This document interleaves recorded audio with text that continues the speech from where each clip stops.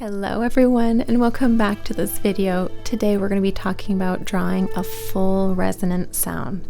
So this is the final step in this series that we've done. There's a document that will support this video today, and I also have a complete document with everything, talking about the bow hand, the instrument position, putting them together, the bow and the instrument, and making a nice sound, some exercises to train proper movement. These exercises and this series has been to help you play with ease, give you some ideas on your form and how to find more comfort on your instrument. So today is the final step on drawing a full resonant sound. There is a relationship between the contact point, which is where the hair contacts the string. The contact point could be closer to the bridge, it could be closer to the fingerboard, it could be more in the middle, but wherever it is that you put the bow on the string. There's a relationship between the contact point, the bow weight, if it's heavy, if it's kind of medium, or if it's very light, and also the bow speed. So if you decide to move with a very fast bow speed or a very slow bow speed. And understanding this relationship between the contact point, the bow weight, and the bow speed takes some time and exploration, and hopefully fun. In this practice, we will be playing fairly close to the bridge.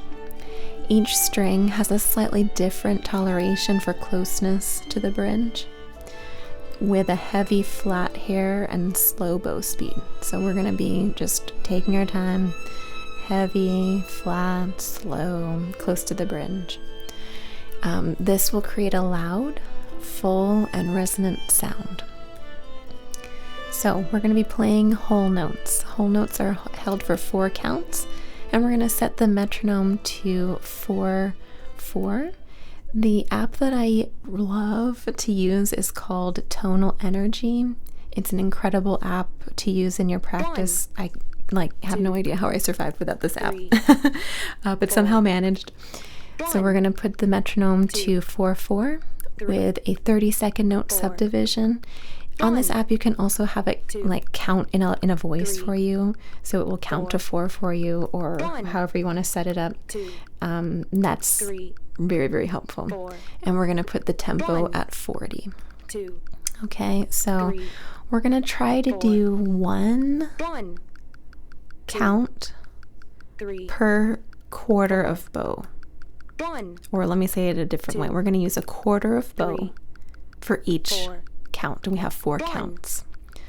So that way we can use the whole bow. We're going to use a quarter of bow, and there's 4 counts. So we're going to use 4 quarters of bow, giving us the whole bow. And we're going to try to play with a continuous sound with no pause in between the bow changes.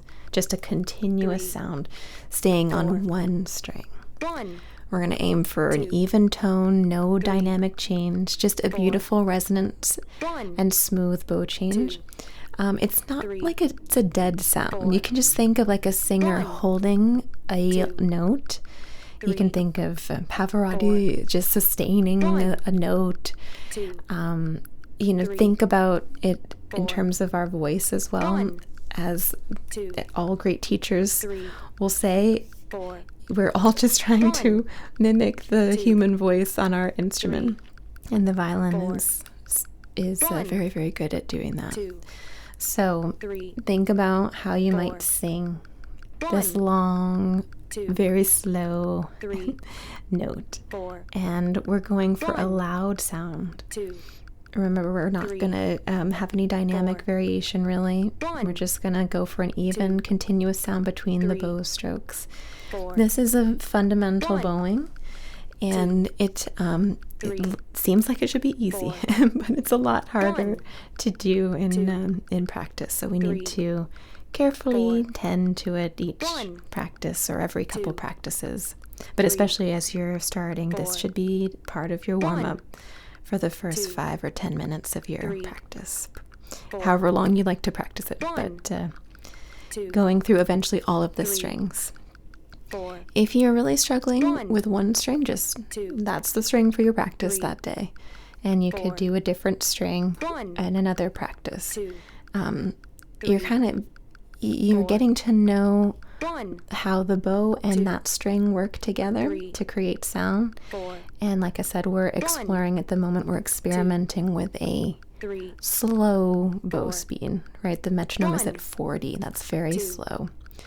3, 1/4 of 4, bow per click. 1, 2, All right. And on the 3, tonal energy, you can even 4, set a little alarm. 1, So you don't have to 2, be stuck 3, in this forever. You know that the 4, alarm is going to be done in 5 1, minutes, for example.